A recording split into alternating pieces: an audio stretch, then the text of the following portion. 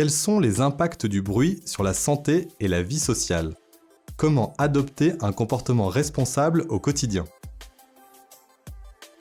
Le son est une vibration qui se propage sous forme d'onde. Le son devient un bruit lorsque la sensation auditive est perçue comme gênante ou désagréable. Les ondes sonores se caractérisent par leur intensité, en décibels, qui permet de distinguer un son fort d'un son faible. Mesurée en Hertz, la fréquence correspond au nombre de vibrations par seconde. Elle permet de différencier un son aigu d'un son grave.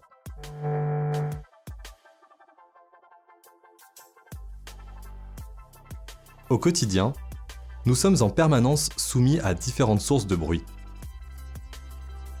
Le danger dépend de deux facteurs, l'intensité du son et la durée d'exposition de l'individu. Plus un son est fort et dur dans le temps, plus le risque de dommage est important. Le seuil de danger est atteint à 85 décibels et le seuil de douleur à 120 décibels. Au quotidien, des dommages apparaissent à partir de 80 décibels, lorsque l'exposition dépasse 8 heures par jour. Au-delà de 120 décibels, seules quelques secondes suffisent pour provoquer des dommages irréversibles. L'oreille capte les ondes sonores, puis elle transforme le signal en influx nerveux pour que l'information puisse être traitée par le cerveau. Le système auditif se divise en 3 parties. L'oreille externe, avec le pavillon et le conduit auditif, capte en premier les ondes mécaniques. L'oreille moyenne, composée du tympan et de la chaîne d'Oslet, amplifie et transmet les ondes mécaniques. Et l'oreille interne, avec la cochlée, ses cellules ciliées et le nerf auditif. La cochlée permet l'élaboration des influx nerveux que le nerf auditif transmet au cerveau. L'oreille est un organe très fragile. On distingue 2 types d'effets du bruit. Les effets auditifs et extra-auditifs. Les effets auditifs touchent directement l'oreille. Il existe la surdité de transmission, qui est réversible et résulte d'une atteinte de l'oreille externe ou moyenne, et la surdité de perception, qui, elle, est irréversible et découle d'une atteinte de l'oreille interne. Les effets extra-auditifs désignent tous les effets qui ne touchent pas directement les oreilles. Ils peuvent être de différentes natures. Troubles du sommeil, irritabilité, troubles cardiaques et digestifs, etc.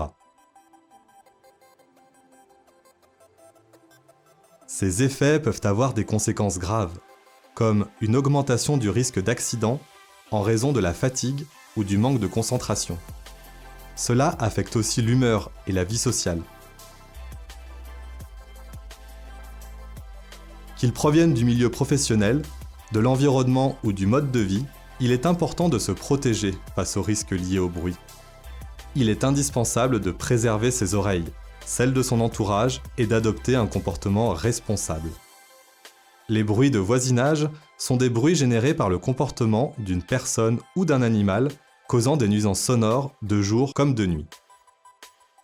La première solution est d'en parler avec la personne concernée. Des acteurs externes peuvent également intervenir, comme la copropriété ou les forces de l'ordre. Chacun doit avoir un comportement civique pour respecter ses voisins et éviter les sanctions. Pour protéger ses oreilles, il existe plusieurs bons gestes à adopter. Réduire le temps d'exposition, diminuer l'intensité sonore. Certaines réglementations permettent de protéger les individus.